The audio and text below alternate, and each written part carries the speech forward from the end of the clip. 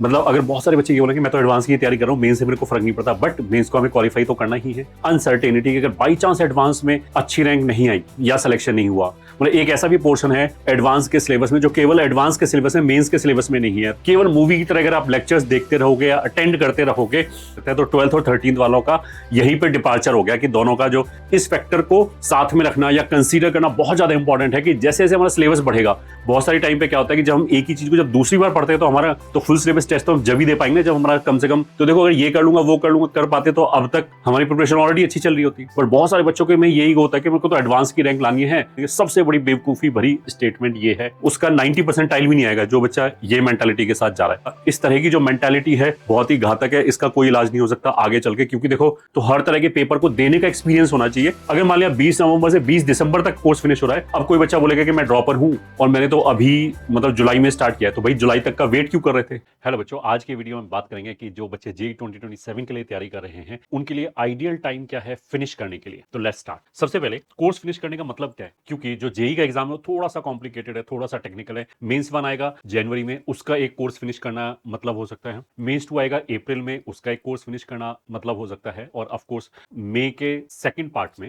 Advance का examination आएगा, उसके लिए कोर्स फिनिशिंग इज रिक्वायर्ड, ये ठीक है, या फिर उसका एक मतलब हो सकता है। अब ये आपस में रिलेटेड है। मतलब अगर बहुत सारे बच्चे ये बोलेंगे मैं तो एडवांस की तैयारी कर रहा हूँ, मेंस से मेरे को फर्क नहीं पड़ता, बट मेंस को हमें क्वालिफाई तो करना ही है। प्लस कहीं ना कहीं हमारे बैक ऑफ द ब्रेन में ये भी रहता है अनसर्टेनिटी कि अगर बाई चांस एडवांस में अच्छी रैंक नहीं आई या सिलेक्शन नहीं हुआ, ये ठीक है, या कुछ ढंग का ब्रांच नहीं मिला, तो हो सकता है कि उनको मेंस की रैंक से कहीं जाना पड़े। तो आई शुड मेक श्योर कि मेंस में भी हमारा अच्छा रैंक आए। तो it becomes very very very, जिसे बोलते हैं technical, to plan your preparation, के हम सभी चीजों के साथ जस्टिस कर पाए अपनी प्रिपरेशन को, इस हिसाब से प्लान करना। तो let's see couple of thing. सबसे पहले कंपोनेंट्स ऑफ प्रिपरेशन क्या है, मतलब मेरा टाइम इन्वेस्टमेंट कहां होता है। जैसे अभी जो बच्चा तैयारी कर रहा होगा तो पहले तो वो थ्योरी का पार्ट पढ़ने में, समझने में, ये ठीक है, अप्लाई करने में, जो मेंस और एडवांस दोनों में कॉमन है, ठीक है। फिर हो गया प्रैक्टिस ऑफ मेंस लेवल के क्वेश्चन, ठीक है। अब जो बच्चा तैयारी करता है तो कहने के लिए तो क्वेश्चन ही है, बट मेंस के लेवल के क्वेश्चन की तैयारी करना और एडवांस के लेवल के क्वेश्चन की तैयारी करने में थोड़ा सा डिफरेंस आता है। मतलब जो बच्चा मेंस से तुरंत एडवांस पे स्विच करता है, अगर उसने पहले की लगातार मेंस की कर रखी हो तैयारी अच्छी खासी और मेंस में अच्छे मार्क्स आ रहे हो, तो ऐसा नहीं कि एडवांस में भी डे 1 पे अगर उसने मेंस की तैयारी करने के बाद एडवांस की तैयारी स्टार्ट की है और उसके क्वेश्चन स्टार्ट किए हैं, तो ऐसा नहीं कि डे 1 पे ही उसी एफिशिएंसी से हो जाएगा। थोड़ा सा जो क्वेश्चनों का स्ट्रक्चर है यहाँ पे मल्टी करेक्ट क्वेश्चन होते हैं, ज्यादा डेप्थ में सोचना पड़ता है, 3-4 तरह की चीजें। मतलब मेंस में तो सिंगल कॉन्सेप्ट बेस्ड क्वेश्चन होते हैं, एडवांस में 2-3 कॉन्सेप्ट एक साथ मिक्स्ड होते हैं, तो उसको यूज टू होने में ब्रेन को टाइम लगता है, तो उसमें एक टाइम हमें चाहिए होता है। और डेफिनेटली फिर क्वेश्चन की प्रैक्टिस करने के लिए हमें एडवांस के लेवल के क्वेश्चन की प्रैक्टिस करने के लिए टाइम चाहिए। फिर थ्योरी ओनली फॉर एडवांस, मतलब एक ऐसा भी पोर्शन है एडवांस के सिलेबस में जो केवल एडवांस के सिलेबस में, मेंस के सिलेबस में नहीं है। तो अगर हम मोटा मोटा बोले तो it will be approximately 1 month, ये ठीक है, जहां पे आप 3 लेक्चर ले रहे होगे तब जाके वो सिलेबस कंप्लीट होगा। तो ये भी एक कंपोनेंट है। मतलब ये यहाँ पे इसलिए मेंशन किया गया क्योंकि अगर मेरे को जनवरी का अटेम्प्ट करना है और टाइम की बहुत ज्यादा जैसे मतलब मारामारी हो रही है, तो of course I can save this thing for later, ये ठीक है, इसको हम बाद के लिए कर सकते हैं। फिर ऑफ कोर्स पीवाईक्यूज हो गए। पीवाईक्यूज वैसे तो जस्ट क्वेश्चन ही है, इसमें और इसमें यहाँ पे ही क्वेश्चन ही कराए जा रहे हैं, बट पीवाईक्यू से क्या होता है कि वैलिडेशन मिलता है, बच्चे को लगता है कि जो एक्चुअल क्वेश्चन है that I am able to solve, कि इतने तारीख के इतने शिफ्ट के अंदर मेरा स्कोर ये आया, तो उसको एक कॉन्फिडेंस फील होता है कि हाँ I am on the right path और मेरी रैंक या परसेंटाइल इतना आ जाएगा। लास्ट में हो गया revision. Revision is a continuous process और उसमें भी हमें कुछ टाइम डिवोट करना पड़ता है। मतलब ऐसा नहीं होना चाहिए कि हम जो नॉलेज है वो लिए जा रहे हैं और रिवाइज नहीं करे जा रहे हैं तो वो पीछे से निकलती भी जा रही होगी, ठीक है। मतलब अगर हम बैग में डालते जा रहे हैं और हमने वापस नहीं देखा कि क्या नॉलेज है, तो वो बैग में से निकल भी रहा होगा उसी स्पीड से। तो it is also a time, जिसे बोलते हैं कंज्यूमिंग एक्टिविटी। एक तो चीज ये हो गया। दूसरा चीज ये हो गया कि मान लीजिए अगर हम अपने प्रिपरेशन के वॉल्यूम को बोले तो उसको हम 3 तरीके से कर सकते हैं कि हर चैप्टर में, एक तो जैसे विड्थ हो गया, ठीक है, डेप्थ हो गया एंड लेंथ हो गया, 3 टर्म्स में बात कर सकते हो। लेंथ का मतलब ये है कि नंबर ऑफ चैप्टर्स हमारे कितने हैं, कि पहले चैप्टर में इतना टाइम लगा, दूसरे में इतना, तीसरे में इतना। तो लेंथ तो हो गया अभी से लेके कब तक हमारा सिलेबस फिनिश हो रहा है, ठीक है। प्रैक्टिस का मतलब क्या हो गया, विड्थ हो गया, मतलब प्रैक्टिस का मतलब ये हो गया कि चलो मैंने एक चैप्टर पढ़ लिया, अब एक बच्चा उस चैप्टर में मेंस लेवल के हो सकता है 40 क्वेश्चन करे, दूसरा बच्चा 70 क्वेश्चन करे, तो जो 70 क्वेश्चन करेगा ऑफ कोर्स उसका कॉन्फिडेंस बेटर होगा और उससे 1-2 क्वेश्चन डेफिनेटली ज्यादा ही सॉल्व होगा एक्चुअल पेपर में, ये हो गया। तीसरा हो गया डेप्थ ऑफ टॉपिक कवर्ड। मतलब एक तो चलो हमने मोटा मोटा चीजें पढ़ लिया, फिर कुछ कॉन्सेप्ट ऐसे होते हैं जो टफ हैं, जो रेयरली पूछे जाते हैं, ये ठीक है, उन काफी कॉन्सेप्ट कॉन्सेप्ट को हम क्वेश्चंस के फॉर्म में कराते हैं, तो वैसे कितने कॉन्सेप्ट्स में पर चैप्टर, कुछ चैप्टर में हो सकता है ऐसा हो ही ना हो, कुछ चैप्टर में ऐसा हो सकता है खूब सारी चीजें हो, कि कितना टाइम मेरे को उसमें डिवोट करना चाहिए और उसका आउटकम क्या है, मतलब इन्वेस्टमेंट वर्सेस रिटर्न क्या है, ये भी मेरे को एक बैलेंस बना के चलना पड़ेगा। तो मतलब जैसे हमने बोला कि टाइम फिनिश कब होना चाहिए प्रिपरेशन, तो इसमें देखो दो एस्पेक्ट हैं। एक तो मान लिया मैं बड़े आराम आराम से प्रिपरेशन कर रहा हूं, हर चैप्टर को बहुत सॉलिड करते हुए जा रहे हैं, ये ठीक है, बिल्कुल परफेक्शनिस्ट बन के जा रहे हैं, बट अगर ऐसे करते करते हमारा सिलेबस मान लिया अगले साल जून में खत्म हो, 2027 के जून में खत्म हो, दैट इज यूजलेस, उसका कोई फर्क नहीं पड़ता। और ऐसा भी नहीं होना चाहिए कि हमने जल्दी सिलेबस खत्म करने के चक्कर में बस थ्योरी लेक्चर देखते रहे और 3 महीने में, अगले 2-3 महीने में सिलेबस फिनिश कर दिया, तो उसका भी कुछ मतलब नहीं निकलता है। अगर मैंने खुद प्रैक्टिस नहीं किया है, रिवाइज नहीं किया है, खूब सारे क्वेश्चन को प्रैक्टिस नहीं किया, तो आपको कॉन्फिडेंस नहीं आएगा। केवल मूवी की तरह अगर आप लेक्चर्स देखते रहोगे या अटेंड करते रहोगे, तो उससे बस ऐसा लगेगा कि मेरे को नॉलेज आ रहा है, बट एक्चुअल में you will not be able to convert that into your performance, और वो जो 2-3 मंथ है वो भी वेस्ट हो जाएगा। तो there has to be a balance between these two, कि परफेक्शनिस्ट भी ना बने और ऐसे भी ना करें हम जल्दी जल्दी पहले सारा सिलेबस फिनिश ही कर देते हैं, ऐसा भी नहीं होना चाहिए। तो उसी के बारे में वी विल टॉक अबाउट। अब डिसीजन पैरामीटर हो गया, मतलब I can not give you a blanket argument कि किसको कब फिनिश करना चाहिए, हर बच्चे की सिचुएशन यूनिक होती है। तो हर बच्चे के लिए, जैसे हम बोलते हैं ना कि एक तो हॉरोस्कोप होता है जिसमें जो भी 12 राशियां होते हैं ना, उसमें बोलते हैं इस राशि का ये होने वाला है अगले मंथ, इस राशि का ये होता है होने वाला है, वो तो ब्रॉड प्रोस्पेक्ट्स बता दिए हर बंदे के, ठीक है। दूसरा चीज ये हो गया कि कुंडली होती है, तो कुंडली में क्या है कि बहुत ज्यादा डेटा एक्स्ट्रा होता है उस पर्सन से रिलेटेड। सेम थिंग यहाँ पे कि एक तो हम ब्रॉडर चीजें बोल सकते हैं कि मोटा मोटा हर बच्चे के साथ ऐसा हो रहा होगा, बट अगर एक पर्टिकुलर बच्चा अपने बारे में जितनी ज्यादा इंफॉर्मेशन देगा, उसको उतने ही बेटर तरीके से गाइड किया जा सकता है। तो इस वाले वीडियो में इफ यू फाइंड कि मेरी सिचुएशन कुछ यूनिक है या इस तरह की प्रॉब्लम्स है, बहुत एन नंबर ऑफ प्रॉब्लम्स हो सकती है, तो आप कमेंट सेक्शन में पूछ सकते हैं, we will try to give you the answer. But broader aspects क्या है डिसीजन वेरिएबल में, सबसे पहले तो आप 12th में हो या 13th में हो, इस बात का बहुत फर्क पड़ता है, क्योंकि 12th वाले के लिए मेंस 1 और मेंस 2 के बीच में प्रैक्टिकली बहुत कम टाइम अवेलेबल है, क्योंकि वो उसके बोर्ड्स दे रहा होगा। 13th वाले के लिए ऐसा नहीं, उसके पास एक वो भी टाइम का बहुत अच्छा, जिसे बोलते हैं ना, ब्लॉक है, जिसको बहुत एफिशिएंटली यूटिलाइज कर सकता है, तो अपनी प्रिपरेशन को उस हिसाब से प्लान कर सकता है। तो 12th और 13th वालों का यहीं पे डिपार्चर हो गया कि दोनों का जो स्ट्रैटेजी है वो थोड़ा अलग अलग होगा। फिर करंट मार्क्स का भी मतलब ये है कि मान लिया दो बच्चे हैं, बच्चा ए है और बच्चा बी है, बच्चा ए और बी दोनों ही बोल रहे हैं कि मेरा जो सिलेबस है वो 20 दिसंबर को खत्म होगा। अब देखो, अगर मान लिया एक बच्चा है बी जिसके मार्क्स मान लिया 210 आ रहे हैं, ठीक है, और ए के मान लिया 110 आ रहे हैं, तो कहने को तो दोनों जिस हिसाब से वो जा रहे हैं, उनका सिलेबस दिसंबर में, जो भी मैंने डेट बोला था 10 दिसंबर तक खत्म हो रहा है, तो सीमिंगली दोनों सेम टाइम पे फिनिश हो रहे हैं, बट दोनों की स्ट्रैटेजी बिल्कुल अलग होगी, दोनों को बिल्कुल अलग अलग चीजें करनी पड़ेगी। मतलब जो बच्चा बी है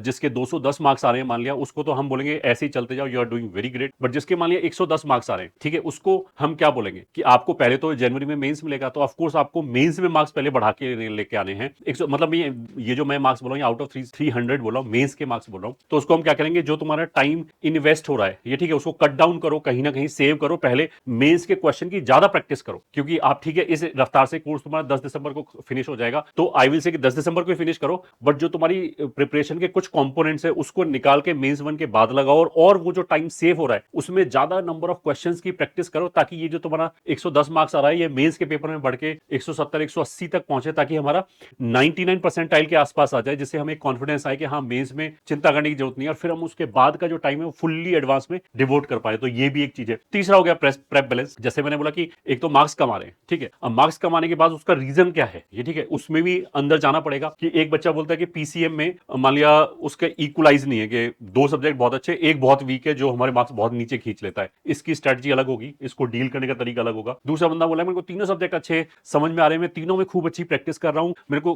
क्वेश्चन भी सॉल्व हो जाते हैं, बट मैं रिवीजन करने का टाइम नहीं निकाल पा रहा हूं, जिसकी वजह से मेरे मार्क्स कम आ रहे हैं, ये ठीक है, अभी ये भी एक रीजन हो सकता है, ठीक है। तीसरा हो सकता है कि कोई बच्चा बोला कि मैं टेस्ट देना ही नहीं चाह रहा, अभी ना कम मार्क्स आएंगे तो मैं जिसे बोलते हैं डिमोटिवेट हो जाऊंगा, तो टेस्ट मैं बिल्कुल लास्ट में दूंगा, इस तरह की चीजें होगी। चौथा हो गया प्रैक्टिस क्वेश्चन कितने हम कर पा रहे हैं। कुछ बच्चे बोले कि हम तो बस प्रैक्टिस कर नहीं पाते, थ्योरी में समझ में आ जाती है, सारा टाइम उसी में निकल जाता है, और ऐसे करते करते हमारी जो मान लिया खत्म है वो 10 दिसंबर तक होगा। तो देखो इसको हमें वापस जिसे बोलते हैं ना कि अपनी प्रिपरेशन को ट्रैक पे लाने की जरूरत है, उसमें कुछ एलिमेंट्स को सही करने की जरूरत है, ताकि हमारा बेस्ट परफॉर्मेंस आए। Next is points to ponder. सबसे पहले चीज कि कुछ भी डिसीजन लेने से पहले कपल ऑफ पॉइंट्स मेरे को दिमाग में रखने चाहिए। Going forward life will be more difficult. मतलब अगर कोई बोला कि इस गति से जिस हिसाब से मैं जा रहा हूं, मेरा 10 दिसंबर तक, या 10 दिसंबर तो मैं ऐसे ही बोलूं 20 दिसंबर तक मान लिया कोर्स फिनिश हो रहा है, ठीक है, but if somebody is able to just manage somehow, अभी तक ये ठीक है, मान लिया अप्रैल से किसी ने चालू किया या मई से से या जून से चालू किया और अभी तक वो गिरते पड़ते कैसे कैसे मैनेज कर रहा है, तो आगे मैनेज नहीं होगा। उसका मतलब क्या है कि जो आप फिनिशिंग डेट दे रहे हो या तो वो एक्सटेंड होगा या आपकी प्रिपरेशन बीच में हैफ हेजर्ड हो जाएगी। तो इसलिए इस फैक्टर को साथ में रखना या कंसीडर करना बहुत ज्यादा इंपॉर्टेंट है कि जैसे जैसे हमारा सिलेबस बढ़ेगा वैसे वैसे उसको रिवाइज करने के लिए जो टाइम चाहिए वो और ज्यादा और ज्यादा और ज्यादा चाहिए होगा एवरी डे। तो वो वाला क्वेश्चन आगे नहीं मिलेगा अगर हम अभी गिरते पड़ते कैसे भी सिलेबस कंप्लीट कर पा रहे हैं। उसका मतलब क्या है कि I need to reevaluate my preparation और उसमें से कुछ जिसे बोलते हैं ना कंपोनेंट्स को इधर उधर करना पड़ेगा, उसको मेरे को रीजिक करना पड़ेगा कि अभी कुछ कंपोनेंट हम मेंस 1 के बाद रखें, कुछ को मेंस 2 के बाद रखें and so on. Finishing syllabus twice is desirable, मतलब एक बदला ये हो गया कि मैं बहुत अच्छी तरीके से खूब सॉलिड खूब खूब क्वेश्चन करें, 100 क्वेश्चन करें और मैं बिल्कुल अभी से लेके मान लिया 10 जनवरी तक जा रहा हूं। एक ये बच्चा हो गया कि हर सब्जेक्ट हर चैप्टर में उसको सेटिस्फैक्शन मिल रहा है कि 100 क्वेश्चन उसने क्लियर मान लिया फॉर एग्जाम्पल। तो एक तो ये स्ट्रेटजी होगी कि हम ऐसे चले जाए। एक स्ट्रेटजी ये होगी कि हम बोले कि तुम 100 क्वेश्चन मत करो, 50-50 करो, ठीक है। तो उससे क्या होगा कि जो 50 क्वेश्चन करने में जो टाइम हमारा इन्वेस्टमेंट है वो कम हो जाएगा 3 सब्जेक्ट में, ठीक है। तो हमारा जो सिलेबस है हो सकता है 10 जनवरी की बजाय वो खिसक के 10 दिसंबर तक आ जाए। अब यही जो 50-50 क्वेश्चन पर चैप्टर बचे थे इनको हमने एक ब्लॉक में मान लिया 10 दिसंबर से 10 जनवरी तक हमने उन्हीं क्वेश्चनों को वापस सॉल्व किया। मतलब एक्टिविटी हमारी सेम ही रही, बस हमने उसको थोड़ा सा जिसे बोलते हैं एडजस्ट कर दिया, अलग तरीके से एडजस्ट कर दिया। तो जो सेकंड वाला मैंने तरीका बताया it will give you fantastic जिसे बोलते हैं ना रिजल्ट। दोनों बच्चों के रिजल्ट में बहुत डिफरेंस आ जाएगा। दूसरा बच्चा will do much better because बहुत सारी टाइम पे क्या होता है कि जब हम एक ही चीज को जब दूसरी बार पढ़ते हैं तो हमारा जिसे बोलते हैं परसेप्शन चेंज होता है। क्योंकि पहली बार पढ़ते समय तो हमें कुछ कुछ चीजें ऐसी होती है पहली बार सुनी है, अभी जस्ट थोड़ा सा ही समझ में आया, थोड़ा सा रफ एरियाज है, बट जब दूसरी बार उसी चीज को पढ़ते हैं ये ठीक करते हैं तो हमारा कॉन्फिडेंस ज्यादा बेटर होता है, हमें ज्यादा अच्छा समझ में आता है, ज्यादा अच्छा अप्लाई कर सकते हैं। प्लस दूसरा एक ये भी फैक्टर होता है कि अगर हम पेपर के बिल्कुल जस्ट एंड टाइम पे खत्म करें अपना सिलेबस और लास्ट में हमारे पास टाइम अवेलेबल बहुत कम हो तो हमें कॉन्फिडेंस नहीं आता इवन इफ हमारी प्रिपरेशन बहुत अच्छी हो। तो that is also one of the very important factor. FSTs are desirable at least from FST मतलब फुल सिलेबस टेस्ट। तो फुल सिलेबस टेस्ट तो हम जब ही दे पाएंगे जब हमारा कम से कम 80-90% सिलेबस फिनिश हो पा रहा होगा, तभी वो रियल पिक्चर पेंट करेगा। तो वो हमारा मिड दिसंबर तक तो शुरू हो ही जाना चाहिए एंड डिजायरेबल है कि हम 15 नवंबर 20 नवंबर के आसपास शुरू हो जाए तो बहुत अच्छी बात है। इवन 80% सिलेबस कंप्लीटेड है तो भी वो एक हमें एक आइडिया तो देगा ना कि मेरा रैंक बैंड क्या आने वाला है फुल सिलेबस टेस्ट। तो इसके हिसाब से भी हमें जरूर देखना चाहिए। एंड सबसे बड़ा चीज है बी रियलिस्टिक। अगर हमारी प्रिपरेशन में किसी भी तरह के पंगे पड़ रहे हैं, किसी भी तरह की दिक्कत है तो उसको हमें रीजिक करने की जरूरत है और उसमें बहुत ज्यादा रियलिस्टिक होने की जरूरत है। एक तो ये हो गया कि आइडियलिस्टिक अप्रोच हो गया कि मैं ये कर लूंगा वो कर लूंगा। तो देखो अगर ये कर लूंगा वो कर लूंगा कर पाते तो अब तक हमारी प्रिपरेशन ऑलरेडी अच्छी चल रही होती। अगर अच्छी चल रही है फिर तो कोई बात ही नहीं है, keep going in the same way. But अगर अच्छी नहीं चल रही है तो जैसा मैंने बोला कि आगे जाके लाइफ और डिफिकल्ट होती चली जाएगी। तो जो अभी परफॉर्मेंस आ रहा है आगे जाके वो भी नहीं आएगा, उसमें भी और नीचे जाएगा। तो इसलिए we need to do certain compromises, ये ठीक है। और ऐसा नहीं है कि हम सेम रिजल्ट अचीव नहीं कर सकते, बट बहुत सारे बच्चों के में यही होता है कि मेरे को तो एडवांस की रैंक लानी है तो वो जबरदस्ती अभी से पूरा एडवांस तक का पढ़ने शुरू कर देते हैं। और उसको एडवांस तक मतलब अच्छी बात है पढ़ना चाहिए, बट अगर मैनेज नहीं हो रहा है जबरदस्ती एडवांस के क्वेश्चन कर रहे हैं, खूब सारे टफ क्वेश्चन कर रहे हैं, तो ऐसा हो सकता है कि वो बोले कि मेंस तो मेरे रडार में नहीं है। अब ऐसा भी हो सकता है कि देखो एडवांस तक हम पहुंचे और एडवांस में एलिजिबल ही ना हो। ऐसा हर साल बहुत सारे बच्चे मिलते हैं, हम बोलते हैं तेरी परसेंटाइल इतनी अच्छी कम क्यों आई, कि मैं तो केवल एडवांस की तैयारी कर रहा था, मेंस में मैंने ध्यान नहीं दिया और मेंस में वो परसेंटाइल नहीं आई। ये ठीक है, ऐसा लॉजिक हर साल many student give to us. तो तुम्हारे साथ ये ना हो इसलिए मैं बता रहा हूं कि हमें ऐसा नहीं होना चाहिए कि बहुत सॉलिड एडवांस की तैयारी करने के चक्कर में ऐसा ना हो कि एडवांस के लिए एलिजिबल ही ना बचे ये। और इसमें मैं फिफ्थ पॉइंट और जोड़ना चाहूंगा कि मेंस 2 इज टफर, ये ठीक है, टू फाइट देन मेंस 1। ठीक है, ये मैंने इसलिए बोला कि एक बच्चा हो सकता है ये सोचे कि जिस स्पीड से मेरा कोर्स जा रहा है वो बोले कि मेरा 10 फरवरी तक खत्म होगा तो कोई बात नहीं, मैं मेंस 2 की तैयारी कर लूं, ये ठीक है, मेंस 2 में मैं अच्छा परफॉर्म कर लूं। ये जो थिंकिंग है ये गलत है और हमें अपनी प्रिपरेशन को ऐसे एडजस्ट करना चाहिए कि मेंस 1 में हम अपना मेंस के हिसाब से बेस्ट दे पाए ताकि मेंस 2 की टेंशन ना रहे, ये ठीक है। और फिर वो जो टाइम बचता है हमारा मेंस 1 से लेकर एडवांस तक का वो पूरा हम सॉलिडली एडवांस के लिए यूज कर पाए। तो दैट इज वन थिंग, ठीक है। इनक्यूरेबल ब्लंडर्स क्या है कि अगर कोई बंदा इनमें से कोई ब्लंडर करता है तो आगे जाके उसका क्योर पॉसिबल नहीं है, बहुत ज्यादा कॉम्प्रोमाइज रहेगा। कुछ बच्चे क्या करते हैं, जैसे मैंने बोला कि जल्दी जल्दी सिलेबस पहले खत्म कर दिया और बोलेंगे प्रैक्टिस हम लास्ट में करेंगे। मतलब I have met some people जिन्होंने मान लिया जून में स्टार्ट किया और वो बोले कि हम जुलाई अगस्त सितंबर बस खत्म कर देंगे सारा सिलेबस और सितंबर के बाद क्वेश्चन ही क्वेश्चन प्रैक्टिस करेंगे। सबसे बड़ी बेवकूफी भरी स्टेटमेंट ये है, अगर कोई ऐसा बोल रहा है कुछ नहीं होगा उससे, उसका 90% टाइल भी नहीं आएगा जो बच्चा ये मेंटालिटी के साथ जा रहा है। ठीक है, फिर टेस्ट दिसंबर ऑनवर्ड्स, कोई बच्चा ये बोलता है कि अभी टेस्ट नहीं देता हूं, ये ठीक है, टेस्ट से क्या होता है, मेरे को रिवाइज करना पड़ता है, मेरा पढ़ाई डिस्टर्ब हो जाता है, मैं लास्ट में बिल्कुल टेस्ट दे दूंगा, खूब सारे डेली दे दूंगा टेस्ट। सबसे बड़ा ब्लंडर है, आगे कुछ भी नहीं हो पाएगा, क्योंकि जब हम टेस्ट देते हैं उसमें बहुत सारी चीजें सीखते हैं, उनको इंप्लीमेंट करने में, अपनी गलतियां जानने में टाइम लगता है, डाइजेस्ट करने में टाइम लगता है। लास्ट के 1 महीने में अगर हम सारा कुछ वो करना चाहें तो नहीं होगा। अभी जो टेस्ट है कम से कम 15 मतलब 2 वीक या 3 वीक की फ्रीक्वेंसी से जरूर दे, ताकि उन इनपुट्स को हम यूटिलाइज करके अपनी प्रिपरेशन को एडजस्ट कर पाए। ऐसा ना हो कि आगे एडजस्ट करने का स्कोप ही ना बचे। तीसरा हो गया नो रिवीजन ड्यूरिंग प्रिपरेशन, ये ठीक है, बस पढ़े जा रहे हैं,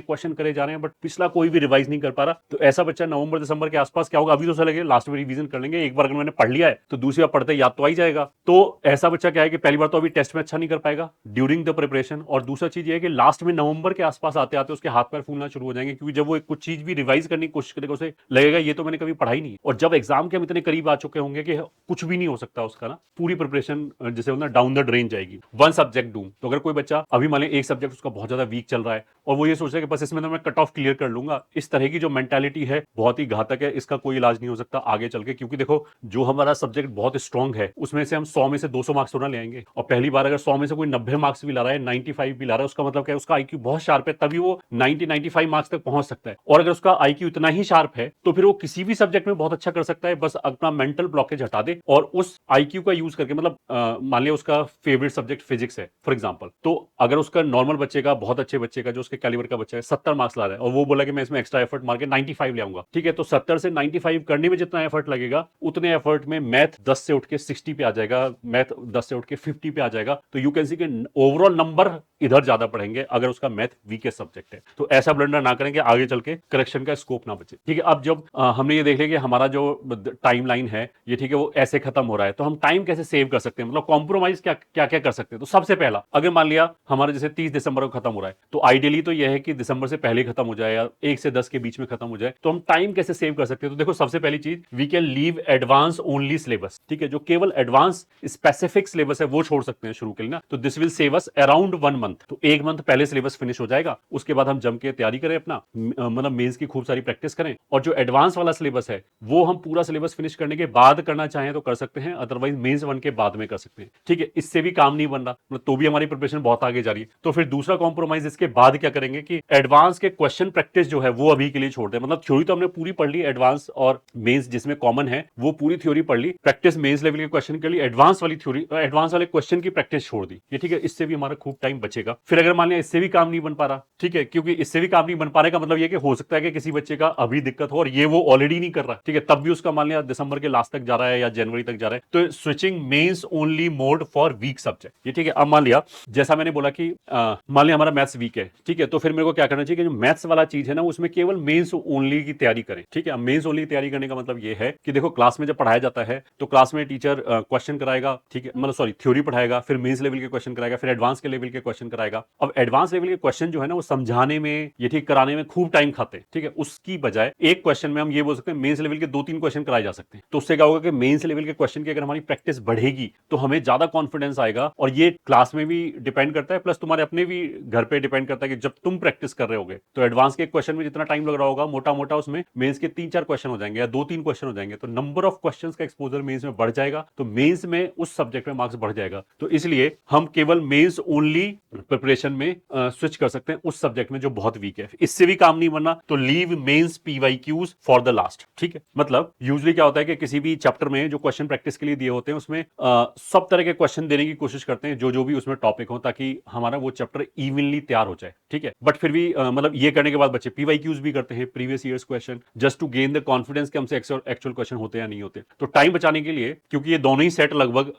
बराबर टाइम लेता होगा, ठीक है, डिपेंडिंग अपॉन के how many PYQs you are doing, हम ऐसा कर सकते हैं पीवाईक्यू छोड़ दें अभी के लिए ड्यूरिंग द प्रिपरेशन। जब एक बार फिनिश हो जाएगा तो लास्ट में जो टाइम बचेगा उसमें पीवाईक्यू कर लेंगे, तो प्रैक्टिस हमारी हो जाएगी, बस थोड़ा सा रीजिक करने की जरूरत है। या फिर अगर कोई कंपटीशन का बच्चा है तो वो ऐसे कर सकते हैं कि पीवाईक्यू खुद ट्राई ना करे और पीवाईक्यू एक्सप्रेस से सारे पीवाईक्यू सॉल्यूशंस देख ले। ये ठीक है, एक 1.5 मिनट के जो सॉल्यूशंस हैं वो देख ले, तो उससे क्या होगा कि उसको ये भी आइडिया लग जाए किस तरह के क्वेश्चन पूछे जाते। तो अगर मेरे को वो सॉल्यूशन ही समझ में आ रहे हैं, ये ठीक है, वहां पे सॉल्यूशन का मैप डिस्कशन होता है ताकि हमारा टाइम बचे, तो हार्डली 2-3 घंटे में पर चैप्टर हम 100-150 क्वेश्चनों का एक्स्ट्रा एक्सपोजर मिल जाएगा, तो उससे हमारा कॉन्फिडेंस बहुत बढ़ जाएगा। आगे चल के भले ही तुम वो क्वेश्चन कर लेना, जब एक बार बार पूरा सिलेबस फिनिश हो जाए, बट वो जो तुम्हें एज देगा, जो सोचने का तरीका देगा, प्लस अगर मेरे को वो एक्सप्रेस सॉल्यूशन समझ में आ रहे हैं तो उसका ये भी मतलब है कि मेरे को थ्योरी समझ में आती है, मेरा चैप्टर अच्छा है, ठीक है। इससे भी काम ना बने तो फिर लास्ट रिजॉर्ट क्या है अभी के लिए इस टाइम पे, कि हम पूरी ही प्रिपरेशन को मेंस ओनली शिफ्ट कर दे, ठीक है, तीनों ही सब्जेक्ट में मेंस ओनली शिफ्ट कर दे। और एक बार जब मेंस का सिलेबस खत्म हो जाए, उसके बाद का टाइम, मान लिया मेरा मेंस का पूरा सिलेबस नवंबर 15 तक खत्म हो गया, उसके बाद का टाइम हम एक तो मेंस की खूब सारी प्रैक्टिस में कर सकते हैं, और एडवांस के जो एक्स्ट्रा टॉपिक है वो पढ़ने में, एडवांस लेवल के क्वेश्चन करने में हम वहां पे अपना टाइम इन्वेस्ट कर सकते हैं। बट इसका फायदा क्या होगा कि साइकोलॉजिकली अगर हम जनवरी का जो मेंस बनाएगा उससे काफी पहले अगर मैंने सिलेबस फिनिश कर लिया तो मेंस में आई फील कॉन्फिडेंट, मतलब उसमें मेरे को पैनिक नहीं आएगा, पैनिक अटैक नहीं आएगा, इस तरह की चीजें हो जाएंगी, ये फायदा होगा, ठीक है। आगे क्या है कि कोर्स फिनिशिंग डेट क्या है, अगर 20 नवंबर या उससे पहले है, उसका मतलब क्या है कि we are in very good shape, बहुत अच्छी प्रिपरेशन चल रही है। लास्ट में 20 नवंबर का मतलब क्या है कि पूरा हमें 2 महीना मिलेगा, तो 2 महीने में एक हम सॉलिड रिवीजन कर सकते हैं, ये ठीक है। जो कंपटीशन के बच्चे हैं उनको हम चैम्प कोर्स देते हैं मेंस के रिवीजन के लिए, और जैसे 10 शिफ्ट होती है यूजुअली, जनवरी वाले में 10 शिफ्ट है पिछले 2-3 साल से, तो 10 शिफ्ट के लिए मतलब 10 12 15 20 पेपर तो करें डिफरेंट टेस्ट के, कोई ज्यादा डिफिकल्ट फिजिक्स आ गया, किसी में मैथ आ गया, किसी में तीनों ही बहुत ईजी आ गए, तो हर तरह के पेपर को देने का एक्सपीरियंस होना चाहिए, तभी हम अपनी नॉलेज को परफॉर्मेंस में कन्वर्ट कर पाएंगे। तो यहां पे वो सारी चीज हो जाएगी, बहुत अच्छा रिवीजन भी हो जाएगा, खूब सारी प्रैक्टिस भी हो जाएगी, ये ठीक है। 60 दिन है ये, ठीक है। 60 दिन में अभी तो क्या है कि तुम 2-3 लेक्चर भी अटेंड करते हो, उसी में हमारा 5-6 घंटा चला जाता है, फिर उसके बाद प्रैक्टिस करते हैं और रिवीजन भी करते हैं। तो यहां तक अगर ड्यूरिंग द प्रिपरेशन आप रिवीजन करते हुए जा रहे हो, तो यहां तक तो मोस्ट ऑफ द चीजें हमें रट गई होंगी, तो रिवीजन में बहुत ज्यादा टाइम नहीं लगेगा, पूरा दिन जो जिसे बोलते हैं ना, हमारे पास क्वेश्चन करने के लिए होगा, ठीक है। तो अगर हम टेस्ट वेस्ट भी निकाल के, अब मैं बोलूं कि एक दिन में हम 8 घंटे रिवीजन कर पा रहे हैं, ये ठीक है, क्वेश्चन प्रैक्टिस कर पा रहे हैं, सॉरी प्रैक्टिस कर पा रहे हैं, 7 घंटे भी प्रैक्टिस कर पा रहे हैं, ठीक है। तो जेई में तो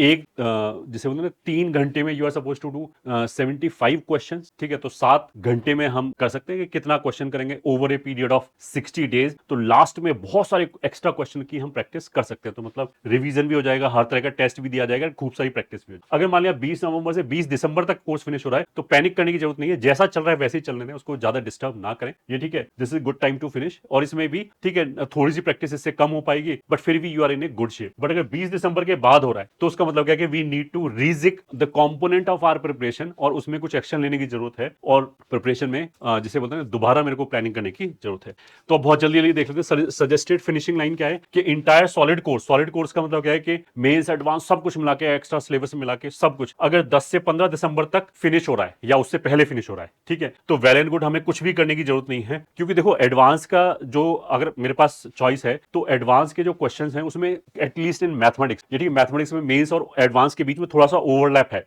मतलब मेंस के भी आई वुड से कि 20% ऑफ द क्वेश्चन, मतलब 3-4 क्वेश्चन जब हो पाएंगे हमसे जब हमें एडवांस के लेवल तक का एक्सपोजर हो, ठीक है। तो इसलिए अगर मान लिया 10-15 दिसंबर तक कोर्स जा रहा है, बट हमारा मेंस एडवांस सारा कुछ एक साथ फिनिश हो रहा है, तो well and good, your preparation is very good, जाने दो उसको, यहाँ पे कुछ भी करने की जरूरत नहीं, ठीक है। एंड दूसरा हो गया, अगर मान लिया 15 दिसंबर के बाद है, ठीक है, 30 दिसंबर या 10 जनवरी तक जा रहा है, तो जो एडवांस ओनली सिलेबस है, एडवांस ओनली जो सिलेबस है वो कट कर दो, जैसे पी ब्लॉक हो गया शायद, और मैथमेटिक्स के अंदर भी कोनिक के अंदर बहुत ज्यादा टाइम सेव हो जाएगा, एओडी के अंदर बहुत ज्यादा टाइम सेव हो जाएगा, वेक्टर के अंदर प्लेन वगैरह पढ़ने की जरूरत नहीं है, तो ये सारा टाइम सेव कर करके एडवांस ओनली सिलेबस कट करेंगे तो हमारा 1 महीने पहले आ जाएगा। तो लगभग ये 30 नवंबर, मतलब डिपेंडिंग अपॉन आपकी डेट क्या है, 30 नवंबर मतलब 5-10 दिसंबर तक आराम से फिनिश हो जाएगा। बाकी सब कुछ ऐसे चलने दो कि जो सिलेबस कॉमन है उसमें मेंस और एडवांस के लेवल की प्रैक्टिस अगर हो रही है तो वो करो, एडवांस के लेवल की प्रैक्टिस नहीं हो पा रही, केवल मेंस के लेवल की हो रही है तो वो करो, एंड सो ऑन। अगर मान लिया हमारा 20 जनवरी के बाद है कोर्स फिनिश हो रहा है, ठीक है, बहुत सारे ऐसे भी लोग हैं कि 20 जनवरी के बाद, या फिर ऐसा है कि मान लिया मैं बोलूं कि मेरा 20 दिसंबर को खत्म हो रहा है, बट जो मेरे मार्क्स है कंसिस्टेंटली, ये ठीक है, अब मान लिया किसी ने अप्रैल से स्टार्ट किया, तो अभी तक तो there is a considerable time, ठीक है, अब तक तो मतलब चीजें सेटल हो जानी चाहिए, ठीक है। अब कोई बच्चा बोलेगा कि मैं ड्रॉपर हूं और मैंने तो अभी मतलब जुलाई में स्टार्ट किया है, तो भाई जुलाई तक का वेट क्यों कर रहे थे? जुलाई तक का वेट करने का तो सेंस जब भी बनता है ना जब तुम्हें ऑलरेडी तुम्हारी प्रिपरेशन पहले से अच्छी हो, जौसा में कुछ ढूंढ रहे थे और वो नहीं मिला, मन मुताबिक रैंक नहीं मिली, तब हमने डिसीजन लिया, उसका मतलब क्या कि हमें पहले एक्सपोजर अच्छा था, तभी तो सेंस बनता है। तो अगर 130 मार्क्स हैं से कम आ रहे हैं मेंस टेस्ट में, या फिर हमारी 10 जनवरी को जा रहा है, तो फिर आई विल स्ट्रांगली से कि हम अपने प्रिपरेशन को पहले मेंस, ये ठीक है, फर्स्ट मेंस देन एडवांस, इस मोड में ले आए, ये ठीक है। तो फर्स्ट मेंस मतलब बिफोर मेन 1, और जो एडवांस वाला पोर्शन है वो आफ्टर मेन वन शिफ्ट करें तो हमारा रिजल्ट बेस्ट पॉसिबल आएगा, अदरवाइज बहुत गड़बड़ हो जाएगी। ठीक है, तो I hope this was useful for you and you will be taking corrective actions. अगर किसी बच्चे ने आइडेंटिफाई कर लिया अपनी प्रॉब्लम और जो हमने बताया उसमें उससे कुछ इंसाइट्स मिली होंगी तो उससे हम करेक्टिव एक्शंस लें। ये ठीक है, थोड़ा सा लिथार्जी को छोड़ें, वरना लास्ट में क्या है कि अपने आप को भी बहुत गाली देंगे कि काश मैं ये काम 2 महीने पहले कर लेता या कर लेती तो फिर मेरी प्रिपरेशन अलग डोमेन में पहुंच जाती। और अगर आपको हमसे कुछ क्वेश्चन पूछना है, कुछ सजेशन पूछना है तो feel free to ask in the comment section. All the very best.